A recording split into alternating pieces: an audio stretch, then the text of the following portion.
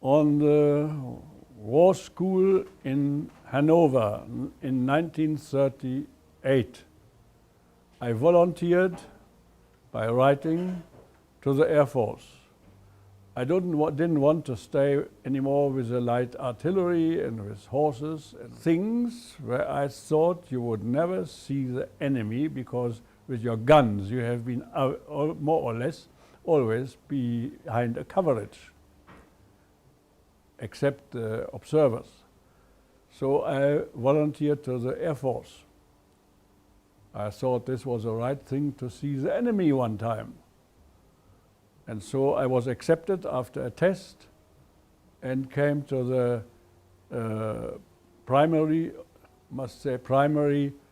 pilot school near Munich, Neubiberg.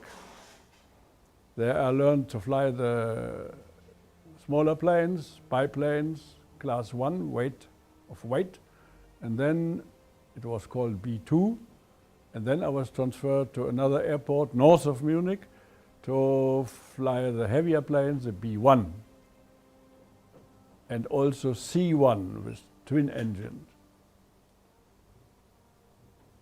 Yeah, and there we volunteers to the Air Force, we were free to choose our branch of Air Force we wanted to go to later on.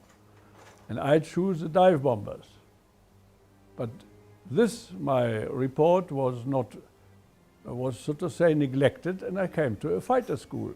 And it was a fighter school of Verneuchen, east of Berlin. And there I made a fighter course.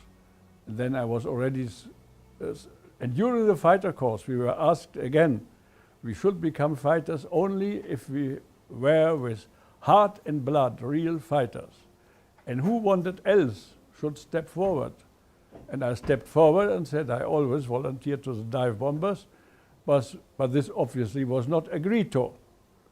And there came an officer forward, a senior officer, and said, if you really want that, I have a good connection to the Air Ministry. I think we can achieve that you come to the dive bombers. All right, I said, I want so. But meanwhile, I had my fighter course ended, and I was transferred to the training squadron of Messerschmitt 110, the so-called Zerstörer. It was a heavy fighter. Well, I entered there, and I found this plane to my highest liking as a plane to fly. Later on it was found out that it was inferior to the one-engined planes, to all unengined planes with one wing. So as well to the Spitfire, as well to the Messerschmitt 109. Anyhow, but I liked this plane, and while I was just in that training, that my transfer to a dive bomber school came. And then I said, oh no, now I don't want it anymore. Yeah, but they said, oh, we cannot change it now. Now you have agreed to become a dive bomber and you have to go. Oh.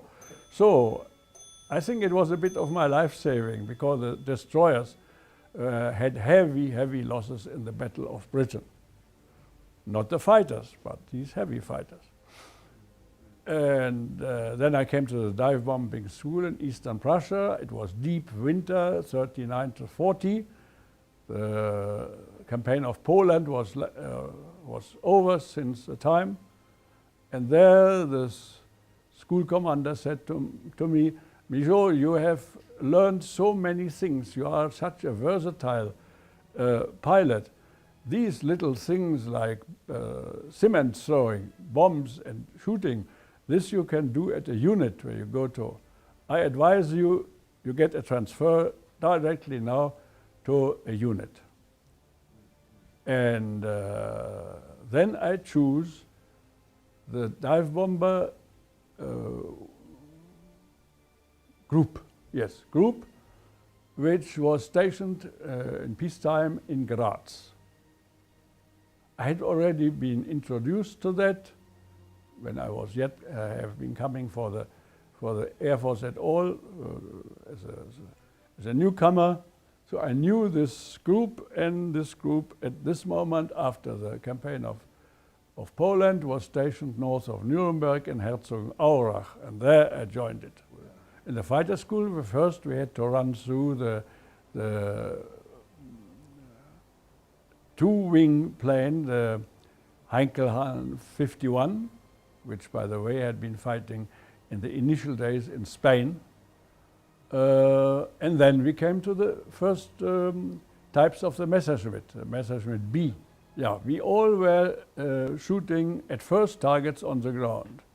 And later on, we had been shooting at balloons which were dragged through the air by another plane on a long, long rope. The comradeship, by the way, was very fine on the fighter school.